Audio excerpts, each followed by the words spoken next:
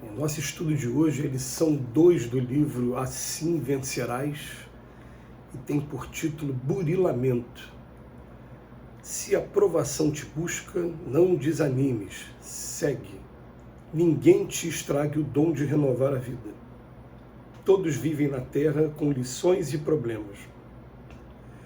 Pelas próprias tendências saberás por que sofres. Nossa luta maior será sempre em nós mesmos.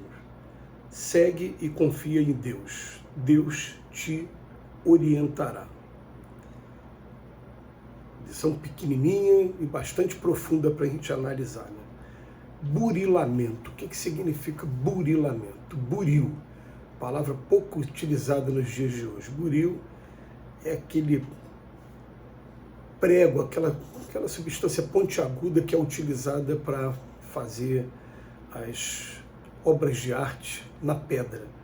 Então você começa a martelar, martelar, martelar e chega um momento em que tem que ser de maneira muito sutil para poder desenhar, por exemplo, os contornos do rosto, enfim, os detalhes, o acabamento de uma determinada obra de arte. Vamos imaginar aí, por exemplo, um Cristo Redentor, uma pedra enorme que foi esculpida e virou aquela obra maravilhosa no estado do Rio de Janeiro. Aquilo ali é o buril. Na maçonaria, instituição já multicentenária, e ela prega a ideia de que nós somos pedra bruta que estamos sendo burilada, polida para um dia virar um tijolinho, né, mais perfeito para ser utilizado pelo grande arquiteto do universo, Deus, né, na grande obra dele.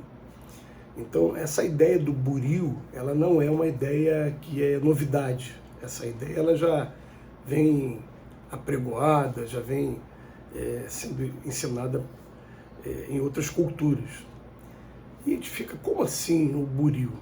Nós estamos vivendo como espíritos na carne em um mundo de expiações e provas, um mundo em que tem muito sofrimento, porque o sofrimento, o conceito de sofrimento, ele acaba sendo assim, resistência ao aprendizado divino. Só existe sofrimento quando a gente foge do Evangelho de Jesus. Se a gente fosse manso e pacífico, a gente não sofreria. A gente poderia até, assim, vamos renovar esse conceito do sofrimento. Né?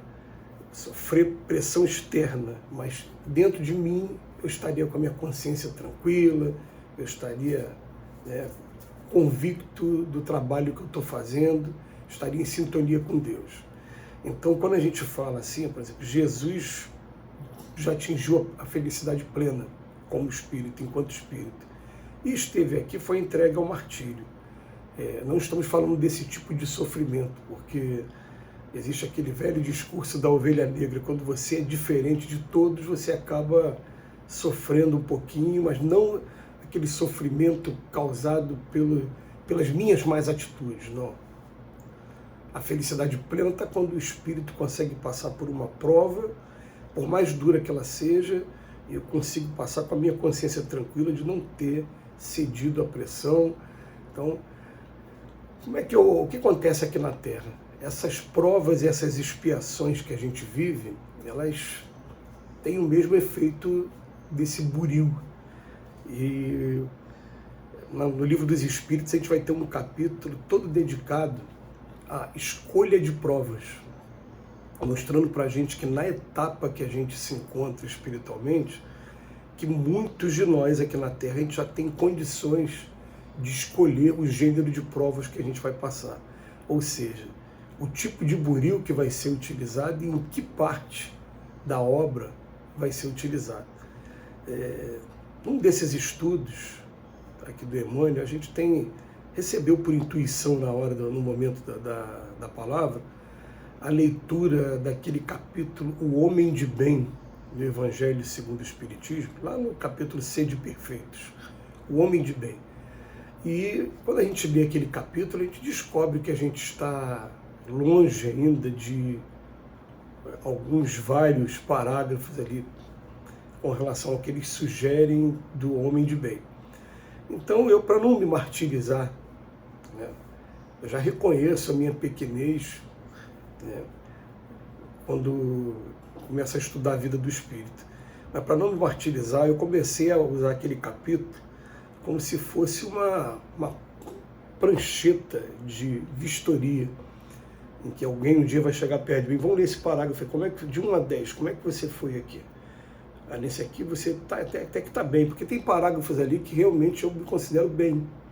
Tem parágrafo que é simples, tem parágrafo que fala assim, tem fé em Deus, eu tenho fé em Deus. Então ali eu não estou titubeando mais com relação a Deus. Então ali eu boto ali 9, 10, a minha nota. Mas tem parágrafos ali que a gente fica, meu Deus, aqui eu ainda fico titubeando de tantas maneiras, né? Ainda tem tanto problema, né? Vamos escolher o gênero de prova, vamos escolher o tipo de buril a que eu vou ser submetido na próxima vez que eu vier a matéria, ou então que tipo de buril eu já posso começar a estar experimentando a partir de agora. E aí, gente, a gente tem que pensar uma coisa, quando isso é feito de maneira, né, intencional, a iniciativa é nossa, eu reconheço aquilo que está desafinado com o Evangelho de Jesus e eu me proponho, me submeto a uma espécie de terapia para mudar esse quadro, é tudo que os espíritos aplaudem, porque quando a gente não faz isso, eles procuram fazer de maneira lúdica, eles procuram trabalhar os cenários que a gente está passando na vida, de maneira que a gente vá passar por esses aprendizados. Aqui a gente não passou de maneira intencional, agora a gente vai passar de maneira obrigatória. E a gente fica imaginando, principalmente quem já teve a oportunidade de ter filhos, de participar no processo educativo de um ser, assim como a gente faz com nossos filhos, o trabalho que eles têm com relação a cada um de nós. Eles dizem para a gente, os espíritos que nos ajudam, que nós não estamos mais na infância do espírito. Mas aqui em mundo de expiações e provas, muitos de nós a gente está aqui na adolescência, assim, adolescente dá trabalho. É por isso que a gente dá muito trabalho e que eles ficam observando, e não é que eles vão sofrer com as nossas quedas, com as nossas insistências no caminho equivocado, não. Porque eles sabem que um dia isso vai acabar. Aliás, quando a gente toma esses caminhos, eles até ficam lembrando da época em que eles também, já que eles são espíritos também, que foram criados pelo Pai também um dia simples e ignorante, eles também passaram pelos mesmos erros, pelos mesmos equívocos que a gente. Mas eles ficam ali observando e também com a experiência que têm, eles ficam, peraí, comigo deu certo assim. Já com um determinado espírito amigo deles aqui do outro lado, foi dessa maneira. Vamos experimentar primeiro essa, depois aquela maneira. Então começa a vir os testes, vamos lá. E tem um texto especial demais no Evangelho segundo o Espiritismo, no capítulo 5, Bem-aventurados os aflitos, que se chama Verdadeira Desgraça. Porque vai ser nesse momento que esses espíritos vão promover em cada um de nós experiências, por exemplo, vou ficar desempregado.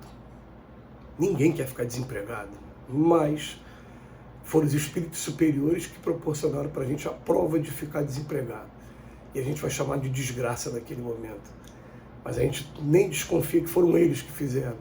E por eu ter ficado desempregado, eu vou começar a desenvolver em mim alguns atributos que eu desconhecia que eu tinha, que estavam adormecidos e que daqui a pouco, em pouco tempo, vou estar muito melhor empregado do que eu estava antes.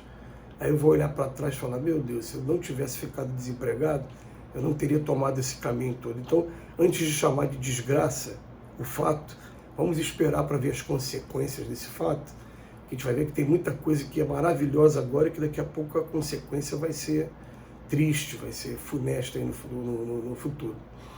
E esses espíritos, eles vão escolhendo esses buris e vão ajudando a gente com esses buris, que na verdade, até que a gente se torne espírito perfeito, a gente vai experimentar mais um bocado de buril, alguns que vão realmente, a martelada vai doer, mas cada vez que a gente sai de um buril, a gente olha para a gente e fala, olha como é que está ficando aperfeiçoado. E um dia a gente vai virar uma obra de arte. Que Jesus nos abençoe hoje e ser.